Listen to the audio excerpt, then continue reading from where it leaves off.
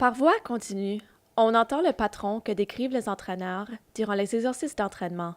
Il s'agit d'une stratégie populaire pour le temps dirigé par l'entraîneur et le développement des patineurs. Ici, nous pouvons voir le début d'une leçon d'échauffement, utilisant le format de voie continue.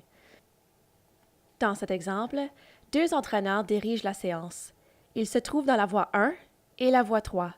Les entraîneurs ont divisé leur classe pour créer 2 points de départ, ce qui permet d'initier les patineurs plus rapidement à l'activité. Le premier entraîneur est chargé de surveiller les exercices d'entraînement dans les voies 1 et 2. Le deuxième entraîneur est chargé de surveiller les exercices d'entraînement dans les voies 3 et 4. Les entraîneurs dirigeront les patineurs dans chaque voie et ces derniers les suivront dans un ordre séquentiel, terminant les 4 voies avant de retourner à leur voie de départ.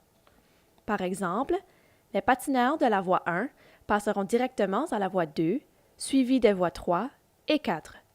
À la fin de la voie 4, les patineurs retourneront au début de la voie 1 et ainsi de suite.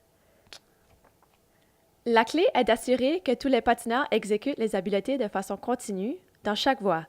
Les entraîneurs pourront ainsi travailler individuellement avec les patineurs sur le contrôle de la qualité des habiletés, les corrections et les rétroactions. Les entraîneurs décideront s'ils souhaitent changer la focalisation de chaque voie et quand le faire, et ainsi, les patineurs continueront à travailler sur les habiletés prescrites jusqu'à ce que l'entraîneur en décide autrement. Dans un sport exigeant au point de vue technique, la répétition est nécessaire pour le développement d'habiletés de qualité.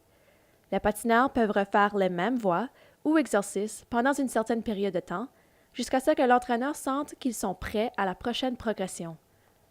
Les voies continues peuvent être utilisées pour diverses habiletés et disciplines. Ici, nous voyons un exemple de leçon sur le développement des sauts. Cette leçon est offerte avec 4 entraîneurs. Chaque entraîneur supervise une voie du patron complet. Les progressions dans la leçon sur le développement des sauts sont les suivantes. Voie 1, H à D. Voie 2, pirouette arrière, saut en H. Voie 3, godille, godille, saut. Et la voie 4, atterrissage, atterrissage, valse ou axel.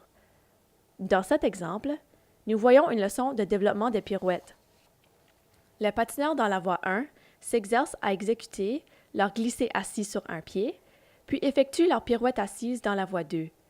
Dans la voie 3, les patineurs s'exerceront à exécuter leur spirale avant de passer à la voie 4 où ils feront leur pirouette arabesque. Il s'agit d'un excellent moyen d'assurer que les patineurs travaillent sur leur progression nécessaire à un bon développement.